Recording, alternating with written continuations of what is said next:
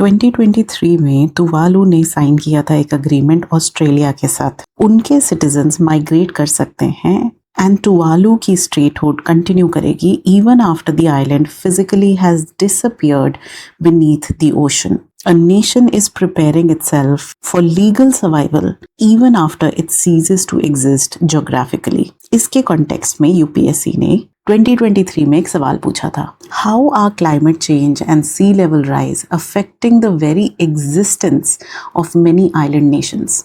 Discuss with examples. 10 mark में पूछा था 150 words में, and this was a paper 1 question. Now pause this video, brainstorm your answer and then come back and see what I said. Question की language बहुत precise है. Affecting the very existence मतलब threat of complete elimination.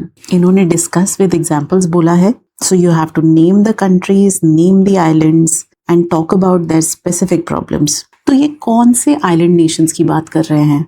They are basically talking about small island developing states. इसके examples हैं Tuvalu, किरिबाटी, Maldives, Mauritius, Fiji and many other small islands. इनका average elevation सिर्फ 1 to 2 meters है above sea level. So if the sea level rises, there is actually no hinterland where they can retreat to. So problem इसमें है 1900 से sea level 20 centimeter already rise कर चुका है. Current rate of rise 3.7 mm per year है as per the IPCC. तो अगर इसी तरह इंक्रीज होता रहा तो इसके मल्टी डिमेंशनल इम्पैक्ट्स होंगे. सो यूपीएससी वार्न्स कि ये जो आइलैंड नेशंस की यूनिक वल्नरेबिलिटीज हैं, आप उनको डिस्कस करिए एग्जाम्पल के साथ. Now why did UPSC actually talk about this? 2023 में COP28 का लॉस एंड डैमेज फंड बना था. 2022 में IPCC का एनुअल रिपोर्ट 6 ये कहता है कि अगर ग्लोबल वार्मिंग 1.5 डिग्री सेल्सियस से कंटिन्यू करती है तो भी several low-lying small island nations will face submersion by 2100.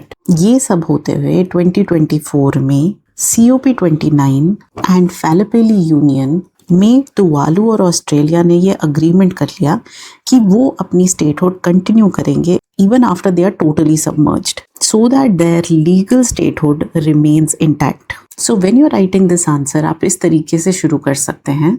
Small island developing states जैसे Tuvalu, किरिबाटी, Maldives, Mauritius, with average elevation of 1.2 meters face not just merely climate related damage but potential national extinction, simultaneous loss of territory, population, culture and legal statehood. Body में आप लिखेंगे how climate change threatens their existence. Now you can write the point and then explain it with an example. So इस तरीके से आप अपना presentation कर सकते हैं. So first point can be physical submersion. Sea level 20 centimetre से ज़्यादा राइज कर चुका है. IPCC के वार्निंग के बारे में मैंने आपको बताया. 80% of Maldives is below 1 meter and Kiribati average just 2 meters above sea level. तो आप देखिए अगर 1900s में ये पानी यहाँ तक था, so 2100 में ये इतना ऊपर आ चुका होगा, which leaves none of their land above sea level. So permanent inundation बहुत ज़्यादा दूर नहीं है. Second point, fresh water crisis. So इन islands के नीचे एक fresh water lens होती है इस तरह की, but जब salt water intrude करता रहता है तो वो इस fresh water को completely destroy करने लगता है. So islands like Marshall Islands, Kiribati, इनमें ड्रिंकिंग वाटर का क्राइसिस हो रहा है, एग्रीकल्चर का फेलियर हो रहा है इवन बिफोर ये पानी पूरी तरीके से आइलैंड को अपने नीचे ले जाए. सो देखिए इस तरीके से ये पानी चेंज होता है. पहले ये थिक और फुल ऑफ फ्रेश वाटर था, बट उसके बाद ये धीरे धीरे खत्म होने लगता है. इस वजह से अगर ये फ्रेश वाटर पूरी तरीके से खत्म हो जाए तो ये आइलैंड्स इनहैबिटेबल बन जाएंगे. Next point, intensified cyclones. जैसे जैसे वार्म ओशंस होते जा रहे हैं, स्टॉर्म्स स्ट्रॉन्ग होते जा रहे हैं. कैटेगरी 4 एंड कैटेगरी 5 के साइक्लोन्स बहुत ज़्यादा बढ़ते जा रहे हैं. इसकी वजह से repeatedly homes and infrastructure destruct होता है. रिकवरी इस पे पेस नहीं रख पाती. एंड अगर ये हीट की वजह से साइक्लोन्स और बढ़ते गए, so it will almost become impossible to rebuild and stay in these islands. यहाँ के कोरल रीफ्स भी डिग्रेड हो रहे हैं. As you must have read in geography, warmer oceans में एसिडिफिकेशन हो जाती है इन कोरल रीफ्स की. कोरल ब्लीचिंग, ये कोरल्स इन नेचुरल कोस्टल बैरियर्स होते हैं. तो जब ये खत्म होने लग जाते हैं तो इरोजन एक्सेलरेट होती है ड्रामेटिकली. मालदीव्स में ये बहुत बार ब्लीच हो चुके हैं since 2016. So when reef dies, island protection becomes weak and erosion speeds up even more. Last point, legal statehood crisis.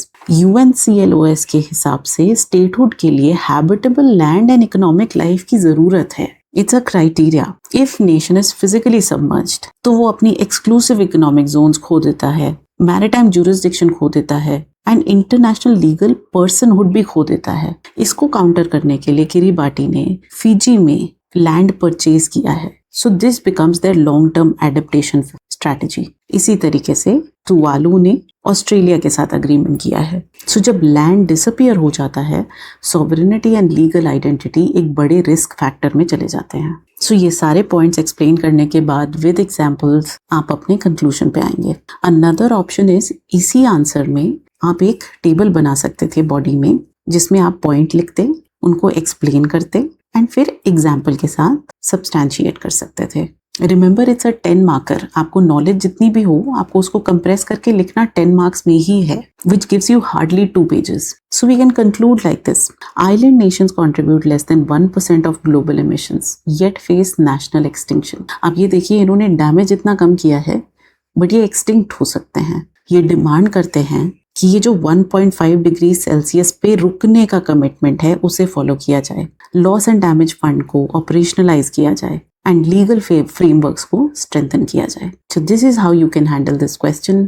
Now you try writing it in your own words.